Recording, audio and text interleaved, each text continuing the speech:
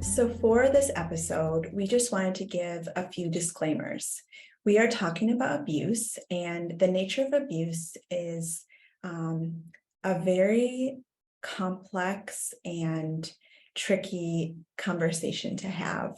We want people to become empowered and aware, as education is so important, whether you have been abusive or whether you are the person who is being abused.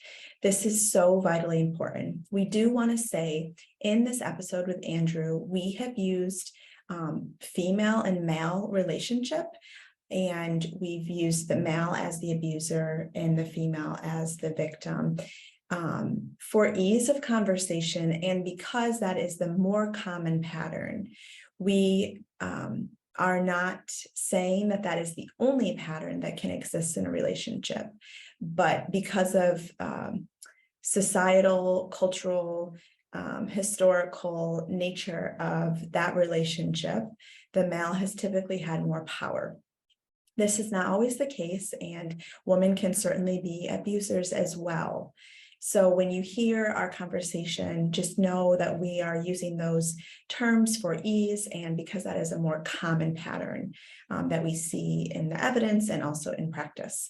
And the second thing that we want to say is this is a tip of the iceberg. The point of this episode is to be educational and informative. It's not for you to decide if your relationship is abusive or if it's not. You will likely need more support and resources through a trauma-informed, abuse-informed provider. That is our recommendation because of how complicated this topic is. It's really important to get help from a safe, trusted source, that people that you know and trust that understand abuse dynamics recommend as well. So we just encourage you, if by the end of this episode you have more questions and you're like, yes, I see some of these patterns and I'm concerned, we would encourage you to reach out to someone that can help you sift through this. I hope you enjoy this episode, and if you can, share it with those that may benefit from it as well.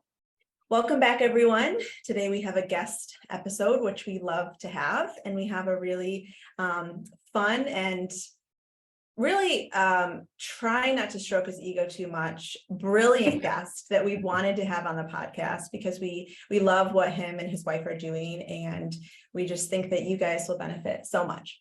So I'll tell you a little bit about him. It's Andrew Bauman. He's the founder and director of the Christian Counseling Center for Sexual Health and Trauma, CCC. He's a licensed mental health counselor with a Master's of Arts in Counseling Psychology from the Seattle School of Theology and Psychology. He is the author of, I think your newest book, right? How Not to Be an Ass, The Sexually Healthy Man, Floating Away, Stumbling Towards Wholeness, The Psychology of Porn, and then with his wife, Dr. Clinician Bauman, the book, A Brave Lament, which is also an award-winning film. So he is here with us today to talk about something really, really important. Hey, Andrew. Thank you for having me. I'm excited to be here. Well, we're excited to have you and appreciate you being willing to be on our podcast and to talk about this topic, like Lauren was saying. Yes. We have become more abuse informed over the last couple of years, and that's become a really, beyond the trauma informed scope, abuse informed as well. That's become of vital importance to us in the work we do and the work that Luke does with couples specifically. So that's what we're going to kind of flesh out today in this conversation. So before we jump into the details of that, tell us a little bit about yourself. We don't know you personally, so we know you just moved and you're on the East Coast, but just tell us a little bit about who you are and what you love. Yeah. So my name is Andrew, and I think I've gone into this work because I have to. For me, it was 13 years of porn use, objectification of women, which led me to really have unhealthy relationships, not really know how to engage beauty with honor. And so it literally led me to the psych ward about 20 years ago, nearly taking my own life. And so it feels really personal to me, this type of work. And so I feel like I have to do it. I feel like it's part of now, like who I am. And so working with men to help them become sexually healthy, working with abusive men, and then also working with couples. My wife and I work with couples, and those dynamics, those abuse dynamics, are wild to work with. And it's so exciting to see men get it. It's so exciting to see men change, because they can. It's rare, and it takes a lot of blood. It takes a lot of suffering, and yet it can happen. And it's beautiful to see men become good and safe again. Yes. Totally agree. Yeah.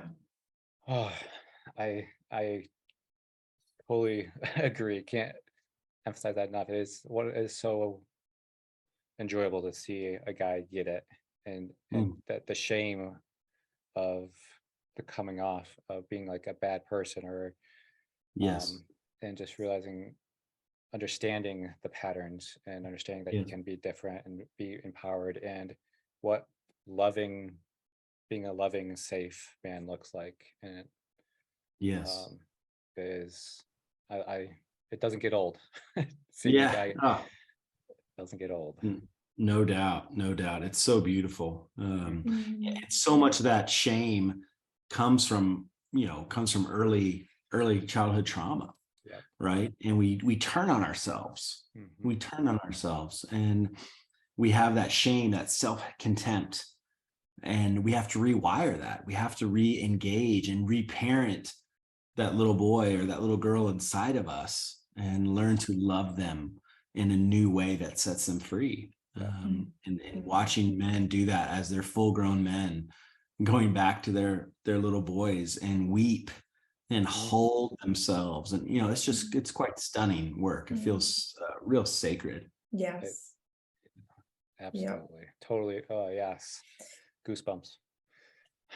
It's our audience is already, if they don't know you yet, now they're like, oh, that's why they're having him on. This sounds such in alignment with our heart for people and our heart for healing. And just love that you emphasize grace and truth. Like I think some people might veer too much to, oh, change isn't possible, it's just a done deal. Like there's no change available, or the other side of like anyone can change, and lessen what it takes, and weaken the reality of what it takes to become new, and leave those ways and those adaptations behind. It's brutal.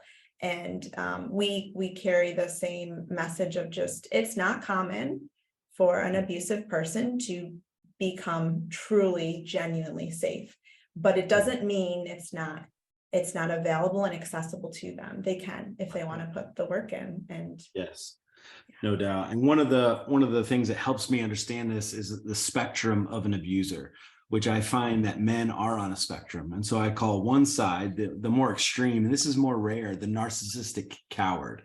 And these men, I've probably sat over the last, 10, 15 years, I've probably sat with only about 3 of these men. And there's a fundamental evil there. And I thought they were going to kill me, all 3 of them. I would walk out of my office and I'd look around the corner just to think if they were going to stab me or come kill my family, like literally that type of evil. And those are very rare. I call them the narcissistic coward, and they don't change. Now, could they? Of course. Do they? No. And the other extreme, this is the norm, I call them the unaware fool. And these are good-hearted men that are completely unaware. They have not done the internal work to make them wise. And so there's this unawareness, and they abuse out of their unawareness. It's not evil. It's not this darkness, but they haven't done the work, and it hurts everyone around them. And that's the much more norm. And those men can change. And so there's the spectrum of an abuser that helps me understand, okay, where does this man fall? And how can they engage to this level? I like that, putting some language to that spectrum, because I've I have seen that spectrum, but I haven't really put a language or those bookends. And so I really like how you said that, because there are so many men who, like you said, they don't realize how being unattuned to their wife is, or Right. passive aggressive comments. They just aren't aware of the emotionally alive and have that in touch with that embodiment of an empathy of saying, oh, Yes. this hurts me when people treat me this way. Oh, that's what's happening there. I'm hurting her. But Yes. they just push all that down, like, I'm never hurt. I'm not hurt. I don't feel anything. I'm a rock. And so Yes. if I don't get hurt, then you shouldn't be hurt from the things I say either. Yes. It's kind of that Exactly. mentality. Yeah. Exactly. Yeah. Exactly. So that makes me think of what specific signs could you give our audience of an idea that someone's more likely to change? You know, you never know who's going to change. No one can ever guarantee that for anyone. Sure. But what are some signs that you go off of when you're doing therapy with either couples or individuals, that change is churning and that it's genuine, versus signs that it's not? Yeah. So I would say it starts with humility, right? And so the men that are willing to change, they have been tenderized by their suffering, right? Yeah. They have been marinating in pain. And so there is a humility that's in them versus defensiveness, reactivity. They are reflective rather than reactive. Right? Yeah. They seek to serve rather than be served. Right. So there's an awareness of the other. Yeah. They are more centered and secured versus insecure and unaware. Yeah. Right. They've done that work, or they at least begun that work. They seek mutuality rather than power and control. Right. They seek equality, and they seek to know and be known. Right. There's not this isolation, or that arrogance. Right. And so those are few of the signs that you got to seek out. And if you're a man who wants to change, wants to be different, it starts with humility that comes with being able to face your own death. And it is a journey, and it's not a linear journey. Now, but the idea of, I see that humble man maybe in session or parts of it, but then there's also in certain situations or topics, there's a defensiveness that comes up. And yes, kind of, when you see that, is that to you like a sign of he just needs more work, or is it a sign of it's hardness? It's basically a curiosity rather than judgment. It's a curiosity of, okay, what just happened for you? Yeah. Right. And using our body, listening to our body as a signpost to what's happening. Why was I just being defensive? Right. Why was I just watching that movie and I just started weeping? Yeah. Right. Like what is going on in my story? Yeah. Right. So 20 something years ago, when that movie Finding Nemo came out, remember that? I'm watching it with some friends, and all of a sudden I start tearing up. I'm like, and shit, a little embarrassed. I'm trying to wipe the tears away and not let them see. And then later I'm like, why did I tear up? Yeah. My whole life, I've been longing for my father to pursue me. My whole life. Yeah. And here's this orange little fish whose father goes to huge lengths to seek him out. The same thing my broken little boy, longing to be pursued, wanted. Yeah. I teared up because that's what I needed. That's what I longed for. And so if I have contempt for my tears, right, I'm going to miss out on the curiosity of, why is my body reacting in this way? And so that's the same thing with defensiveness. Instead of becoming angry, judgmental, can you become intimate with what's going on inside of you? And then that can lead to great territory Yes. for you to explore. And that's the work, man. And then Yep. it becomes about action. Oh, Mhm. I feel my energy coming up, right? I feel my body beginning to tense up. Instead of lashing out at my spouse, Yep. I'm going to say, hey, babe, can I take a time out? I feel I need to go tend to something that's being triggered inside of me, and I don't want to do harm to you. And you begin to take responsibility for your actions and no longer becoming aggressive in your engagement. Yeah. I again love what you just, that invitation and compassion of like, you're not going to get it right. You're not going to get it perfect. Like, it is not a linear progression. But when you, whether it's relapse of abusive behavior, defensiveness, being an ass, like, okay, what just happened? Like, why did that happen? And that doesn't, and just that encouragement to the men listening, that having those same patterns doesn't mean that you're back at the beginning or that there's no hope for you. It means you're not done.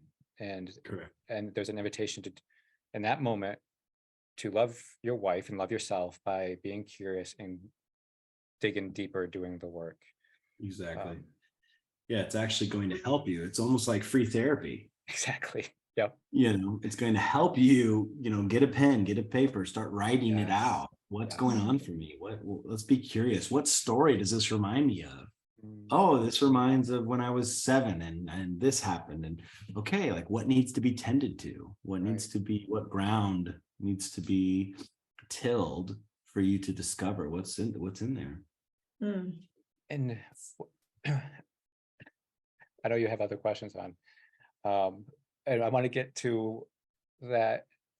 How do you help so that the men out there listening who don't have that emotional awareness, don't have those tools to reflect, don't have that ability to say, or even memories? Like, I talk to so many men and they're just like, I Of course. don't have any, I don't have memories. I don't know what I'm feeling right now. Well, let me just say this in regards to memory. It's not about remembering. So we get hung up on the memory. That's not how the body works. It's not how memory works. And so it's not a photograph. There you go. It's an impressionistic painting. So will you allow yourself to paint freely? Well, what do you think probably happened? What was the carpet like? What was the color of the walls? What do you think he probably said? What did your body, and if you can remember, not the exact facts of what happened, but the meaning of what happened, that's what we're trying to get to. So we go back all the time and we replay these stories and we reenact them and we act them out. We live them, these horrific traumas, and nobody remembers exactly. That's not the point. It's actually, who cares? I don't care. What do you think probably happened? And we just set our bodies free, because you can't change the facts of your trauma, but we can change the meaning of your trauma. And that's what we're doing. We're in the business of changing the meaning of trauma. And so we go back and we reclaim these stories. And you cannot get stuck on, the facts of exactly what happened. That's not how the body works. That's right. Yes. Love that. I love that. Because I find a lot of men getting stuck there of like, I don't remember. I was like, what's your body saying right now? Just get some words to that right there. Exactly. Start there. Start somewhere. Let's take a first step. Yeah. And the way you described it, that free painting, I love that imagery. So, wondering, with your practice, what some details on when you will not work with a couple, like when couples counseling is not advised, and when individual is better, like your thoughts on that. And for sure. So when it comes to abuse or active, sexual abuse, addiction, whatever we want to call it, compulsive behavior, you know, a lot of times marriages will be like, oh, we need help, when really the marriage doesn't need help. The person using needs help. The person abusing needs help. It's not a marriage issue. And so we really look at the marriage as a third entity. We call it the marriage soul. And so how long have you been married? Well, you two, how long have you two been married? We'll go with you. 16 years. 16 years. So the first thing you guys ever co-created was your 16-year-old. So that's your first child. So what we do is, you know, when a couple comes in, what's the health of that 16-year-old, right? Are they in the ICU, right? Do they just have a common cold? Or, you know, like, what is the condition? Why do you come? And so then we explore that entity. If there's abuse, if there's, you know, that entity is damaged, no doubt, it's hurting, but it has really nothing to do with that third entity. It doesn't have to do with that marriage soul, right? Because abuse skewers everything. So I call abuse cancer versus, you know, a baseball bat to the kneecap, or, you know, it's like the other one sucks, it hurts, but it's not terminal, right? It's different. And so abuse changes everything, mars our views of pretty much everything. So we screen everybody that comes in, and then we say, hey, you know, we can put you through this program, we can do this before you're even ready to come to our marriage intensive. Okay. And what if something I see a lot is like, is where there's like maybe gaslighting, manipulation, defensiveness. It might be even in the past where the marriage hasn't really healed from it, but there's growing trust, but there's still fear or hesitancy to do marriage counseling. There's manipulation, which I think is like abusive, but when it's kind of that blurry, there's not like straight guidelines to it. And maybe even the husband's not even aware what he's doing is wrong. But the wife is very much being harmed. In that area, share with our audience how you would handle that. Yeah, so what we try to do, not just talk therapy, we try to do somatic body work, right? We try to bring our body to the work. And so what we would do in that, you know, situation, kind of the first body exercise that we do is we have couples stand probably 10 feet apart, and then they begin one of their fights. They begin one of their conversations, one of their speed bumps. And then what we do is we have them step forward if they feel closer to their partner during the argument, and we have them step back if they feel further. And so they're always stepping forward, stepping back. But what we're trying to demonstrate is, okay, we want your internal world and your external world to match, right? We want to bring that. And so if the dude is talking down to her and he doesn't even know he's doing it, she's stepping further and further back. Wait, if the goal is intimacy, if the goal is connectivity, right? What's happening here? How are you communicating with her? How is this making her feel?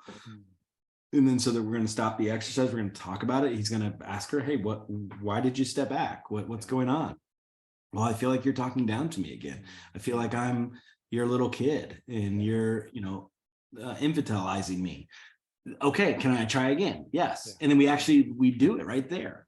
You know, we actually do it. And so in all 75% of our marriage intensive, they're eye to eye.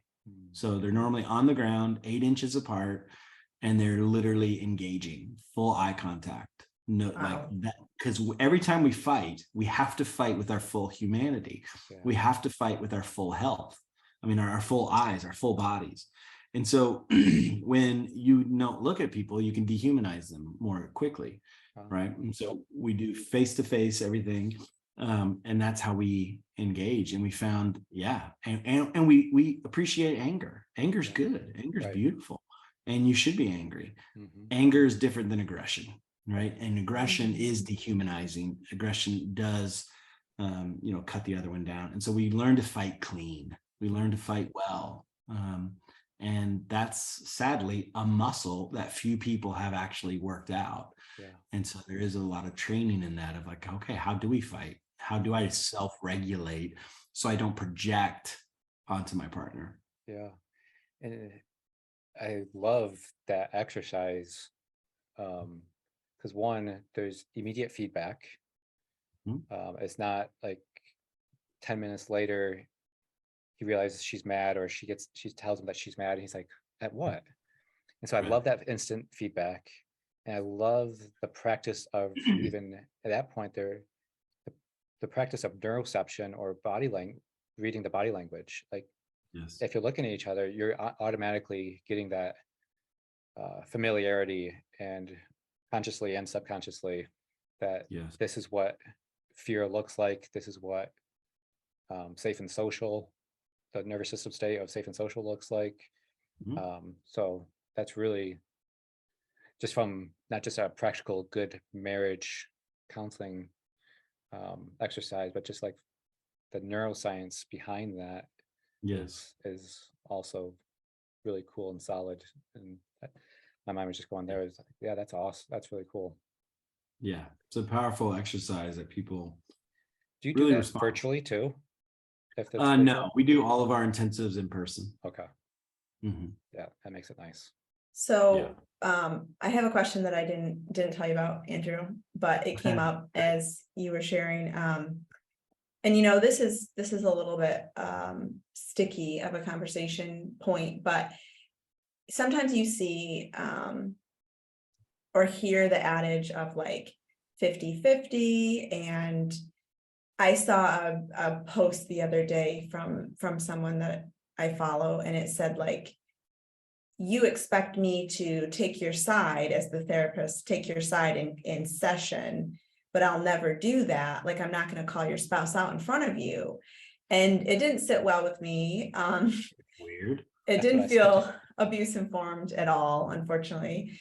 And so I'm just wondering, like, when there's a clear abuser and victim dynamic, which I imagine a lot of the people coming to you have that clear dynamic. Yes. I take sides all the time, of course. Yeah. I just like, you're full of shit. Like, that's just not okay. Like you are completely wrong. Yeah. Like let's explore that. I'm not mad at you, but like, we gotta go here. You gotta do work. Do you want your marriage? Do you want your marriage to work? This is not working. Like, and we dive right in. But yeah, no, the whole point, what you pay me for is to be a truth teller. Right. Like, what? Of course, I'm going to take sides if you're in the wrong. Like, yes, I got to tell the truth of what I see. That's what you're paying me for. I would do you a grave injustice if I don't. Right. Which has been really cool. You're Enneagram 8, right, Andrew? Yes. Okay. So I am as well. And Luke is a 9, which is so different than an 8, but he's got that 8 wing. And it's been amazing through the years to see like Luke's very clear justice orientation come out as he's working with people, and his willingness to just be so honest. And it's a gift to people. Definitely. Yeah. And it's I think the only thing that works with narcissism, you know, to confront a narcissist with power and strength, like, it's almost the only thing they respond to. Yeah. Wow. Yeah. And when there's abuse, I also feel like there's a need to know that the woman to know that there's safety there with another guy. Exactly. That, right. That's why like 84% of my, nearly 30,000 followers are women. It's like, oh, I all I do is write to men. What's happening?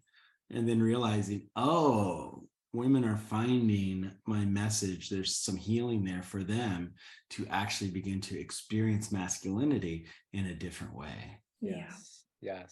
Not toxically. Right. Yeah. That's beautiful too. I love that. Oh. So I guess I'm wondering, is most of your couples work intensives? Do you not do like weekly? It's all intensives. It's all intensives. Okay. So when you're talking to a couple and your intake before they ever come to see if it'll be a good fit, when are you going to say, no, this isn't gonna work? Yeah, in the first 5 minutes. Yeah. Tell us more. You can just tell. I mean, I've done this for so long and kind of know when they are defensive or reactive, or they haven't done any work, or they're just like, yeah, I haven't done any therapy, or, I haven't read your books. I'm like, just like, I haven't done any work. Like, awesome. You're not coming to see me. Like, we're like, sorry. Like, I've got stuff to do. Like, I'm like, only if you mean business, and then pay me a ton of money to come see me. Like, I don't have time to waste on you, And so we've got a whole team of people that can do that kind of weekly work. But in a sense, I've just kind of found my niche of like, no, if you're coming, we're going to go into surgery. We're going to cut you open. We're going to find out what's in there, and we're going to stitch you up, and we're going to dive in deep, and it's going to hurt. Yeah. But it's those people that mean business, or who have done therapy for decades and have not found, the liberation. It's like, seems to be it. But yeah, you can tell so quick when somebody is just defensive, reactive, or has not done that emotional work to become humble. Yeah. That's awesome to have that much experience that you just feel confident in that knowing now. You like that internal knowing. That's so freeing to be able to know who you can help and who you can't help, because they're not ready. They're just not ready. Yeah. And I tried, especially early on in my career, like, oh, I can help anybody, right? This hero complex. So I just take anybody and like, oh, they couldn't be, and I'm just like, this sucks. I do not want to be with them. I'm, it's just like, dreading that, 12 o'clock hour when they're coming in. It's just like, this is dumb. They could pay me $10,000 an hour, and it's not worth being in their presence. And so it's like, I've learned it's not helpful for either of us. Right. Yeah. Right. Yeah. It's hard work for them and for us if we're going to work together. Like, let's make it not fun, but enjoyable and efficient. Like, so there's actually, you said, we're not wasting each other's time. Right. Yeah. And not everybody wants to be helped, and we can't help everybody. No. Yeah. But they say they want to help. That's the thing, right? It's like, oh true. no, I want to help. No, you don't. You do not want to die, and I'm asking you to die. I'm asking you to suffer. Right. And you don't want to suffer. You want to avoid pain. Yeah. Therefore, I cannot help you until you become comfortable with your own death. So that makes me wonder, the people that are really covert, the people that really they've really mastered that genuine feel and that humble demeanor. Can you even see beyond them? Like, do you have like a X-ray vision? Like, there's some people that are so skilled in right. Well, if they make it through, if they make it through the screening and they come, that comes out, right? Yeah. So it's almost like they put on a show. And I'm so, this is, my father was a pastor, and then secretly had affairs for my mom for 25 years, and had a whole secret life. And so I feel like my whole life is like, and then I became a fraud myself. It's just like, I can smell a fraud a mile away, or a politician. And it's just like, that politician will come out, and it's just like, I don't trust you, so I'll say that right away. Or this new litmus test. My son passed away about 12 years ago. And I used that as a way of, would I feel comfortable? I had all of our best friends held his body in the hospital room, and we passed him around, and we all held him. And just that being the new litmus test of like, would I trust you to hold my son? My son's name was Brave. Would I have you hold Brave? And I can tell very quickly, just using that within myself, within a few minutes, like, no, I would never trust you to hold my most sacred thing. Like, I know, no. Yeah. And I use that as, okay, I don't trust you. Tell me why I don't trust you. Wow. Why do you feel fake to me? Why do you feel like a politician? What's going on? Wow. Well, I don't know. I don't know. I've just always acted like this, and I've just and I'm like, okay, well, something's going on, and I want to trust you. I want to have intimacy with you, and I don't. And I would imagine your wife probably feels the same. Right. So that's kind of how the work will do, of just kind of going right to it. Oh, people must get so pissed at you. Oh my gosh. Totally. That's where that Enneagram 8 comes in handy. That I kind of like it. So. Kind of sick, but it's kind of Awesome. It's beneficial in this line of work. Oh my gosh. How do you help women on that journey of, say the man is doing the work and that he is trying, how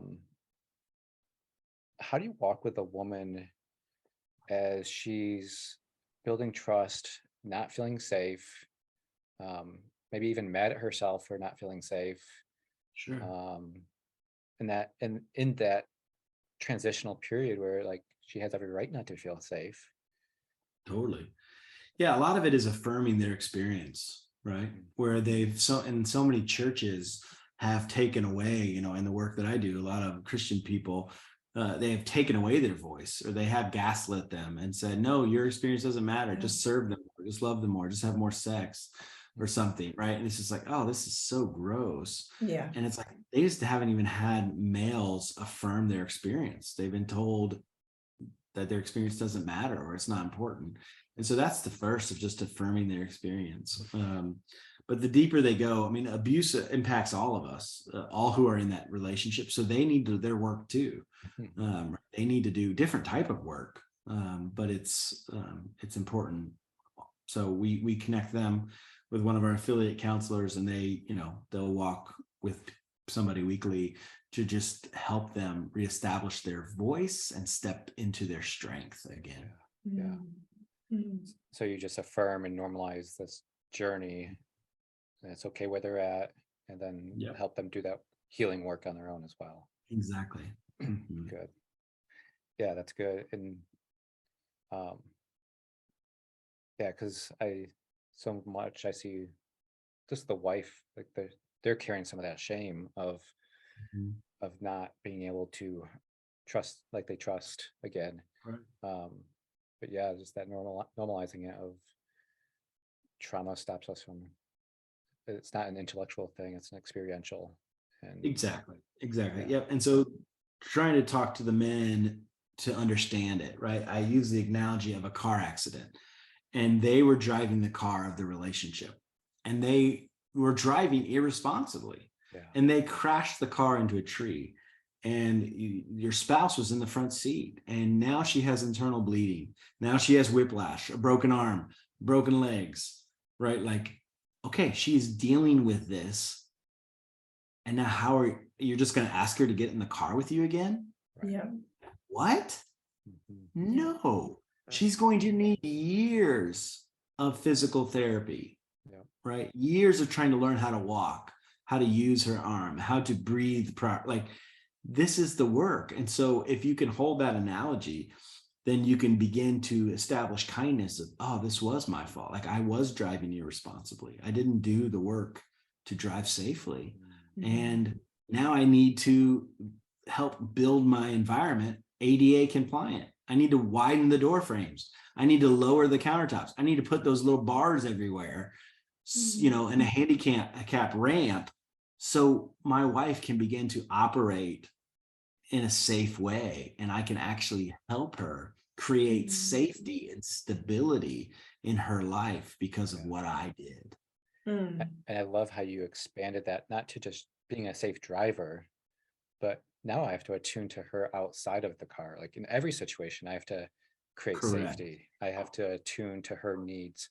And accommodate to the harm that I've done. So now these accommodations are needed, not because she's weak, but because of the actual harm to her spirit, her body, her mind. And I need to offer these accommodations for as long as they're needed. Correct. Yep. Exactly. Wow, that's a powerful analogy. It is a powerful analogy.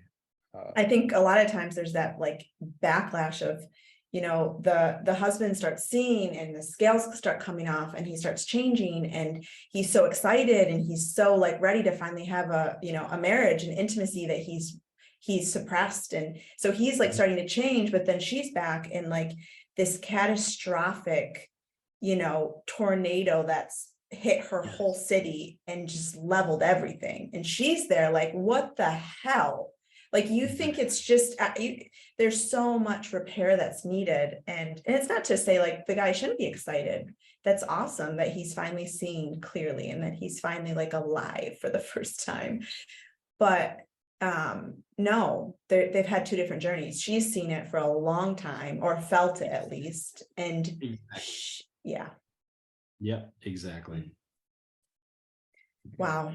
Okay, so paint us a little bit as we close up here. Paint us a picture of like a couple that comes to you kind of from start to finish. Let's say one of those stories that we all love and all want and all hope that our marriages can be of redemption. Like what can this look like? Yeah. I think, you know, really each marriage is so unique and so different, right? So when it comes to abuse, that's a different animal. And when it's just kind of healthy people that have lost their way, or, you know, good people that have lost their way, both couples have the hard work of learning to self-reflect. They dive in, right? They're eye to eye. They're arguing full-bodied. They're bringing out all the secrets, all the things they've held, and they bring it to the surface. There's no more lies, no more deception. Everything is an authentic engagement. Yeah, and they're full anger, full resentment is coming out, right? And once all that is on the table, that is when true like intimacy happens. And it's beautiful when couples begin to find intimacy after they fight. Like, oh wait, we're still connected. Yeah. Oh wait, that didn't take us out. Like, oh, we actually respected each other during that heated fight about our in-laws that we've had 10,000 times or whatever, right? Or about sex, or about finances, like these huge things that we've always fought about. We can actually remain intimate even though we completely disagree. Gottman, the marriage guru, says 70%, 70% of marriage arguments are unresolvable. 70%. That's insane. What if it's not about resolving the argument as much as it is remaining connected and understanding each other within the argument? Right. Like, what if it's not about resolving? What if it's about engaging, understanding? That's the work that we're trying to do. We're not trying to resolve stuff. The stuff's not going to be resolved. You're two different people with different stories coming together to do relationship. You're going to see the world differently. That's actually a benefit. You're just different. Stop trying to convince the other person to be like you, and let's understand each other. And that's good movement. That's good healing. And that could be a whole conversation and lots of different relationships and world of just like, stop trying to make people think like you and just understand people. But that's a whole nother episode. But yeah, I love that. Because I remember reading that 70%, but it's true. We are taught how to argue by debating or by proving that we're right and you're wrong. And once you get stuck in that one, then it's not resolvable unless you guys both agree on the same point. And that's where so much of our work is understanding family of origin, right? And it's like, my mom, you know, we get away from my abusive father when I'm 8 years old, and then she becomes numb, and my siblings and I, we just literally verbally destroy each other. Like, that's how it becomes. So I'm a really good orator, right? Like, I'm really good. You don't want to argue with me because I'm an asshole, right? And so it's like, where did I learn that? Oh, it was because literally it was survival of the fittest in my home, where my mom could not manage us, and we just literally ripped each other to shreds. You don't want to argue with my sister either. right? PhD, like she'll destroy you. And it's just like, oh, whoa, like and then I bring that to my marriage. Oh gosh, this is not healthy. This is not good. I need to take responsibility for how I talk. And where did I learn? Like, this is the work of unlearning really toxic traits that you used to survive. I needed that, right? In a sense, so I wouldn't get annihilated. And yet part of that goodness, what makes me a good orator, is actually wrapped up in my depravity and my darkness of what makes me where I can be and hurt people that I love. Yeah. Wow. Yeah. And that's where that compassion and curiosity comes back around, like you were talking about earlier, that sometimes our adaptations outlast their usefulness. As a child, that was survival.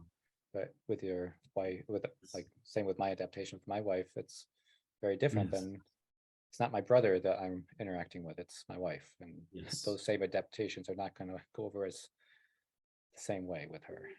Exactly. Yeah. So real quick, Andrew, that scenario was like the unhealthy marriage scenario. So say the abusive marriage comes to you, you do see them, you are willing to do the work. How could that look for their healing? Well, it's normally years of recovery, right? And it takes time, but that humility stays. And 3 steps that help, and this is from Tom Pride, his categories. Number 1, the husband provides safety, and so that's safe conversations. He's no longer reactive. He's no longer talking down to her. He's no longer abusive. Then it's stability, the next stage that helps the wife recover. So it's doing the same thing over and over for a long period of time, right? That final stage is when she steps into her strength. That's when she finally forgives him. That's when she begins to release and fully step into her power and her own voice. So many times men want to jump to stage 3 first. Right? Wait, why don't you forgive me? Just forgive me. Let's move on. Why do you stay in the past without providing stability or safety? Right. And so if those steps can be taken, then slowly that marriage can repair. Now, if it's years from now and he is providing safety and stability, like, okay, something's going on. Like, so like okay, well, she's got to do some more work. And then this is where, people get mad at me. Oh, you're victimizing the victim. It's just like, again, if you want your marriage to be healthy, at some point you got to do marriage work. Sometimes you got to step into, okay, why can't your heart move on? Maybe too much harm was done, and you do need to let this marriage die. Maybe you can't move on, and that's okay. I'm not mad at you. But you do need to have more integrity and say goodbye. You can't play marriage if you're not willing to heal. That's a good word. And like you said, it's after a lot of time, years of providing the safety and the stability. Those are the foundational bedrock of a wife being able to step into her strength, her power, her autonomy, fully, healed and able to connect in a deep, intimate way with trust. And lots of work. No doubt. Okay, so last question. You mentioned Gottman, you mentioned, was it Pratt? Who was the second? Pride. Tom Pride. Tom Pride. Who else do you appreciate their marriage work or abuse resources? Sarah McDougall and Sheila Gregoire and Natalie Hoffman, some of my favorites. The Allender Center, as far as just story work, counseling, big fans of their work and who I used to work for. And those are a few people that I follow. Dr. Robert Masters for men, his work is stellar. Those are a few. Cool. Awesome. I've got some books as well. And Andrew Bauman. Andrew Bauman's got some great stuff. There you go. So they can find you at christiancc.org and andrewjbauman.com. You're also on Facebook at Andrew James Bauman. We'll put those in the podcast notes. And your books are all on Amazon, right? Yep. Okay. Awesome. Yeah. Awesome. Well, thank you guys for having me. It's a Thank fun you so conversation. much. Yeah, Yeah, for we the work really you do. appreciate it. Thank Mhm. you. Thank you too. Have a good day, and thank you for your You as well. time. Thank you.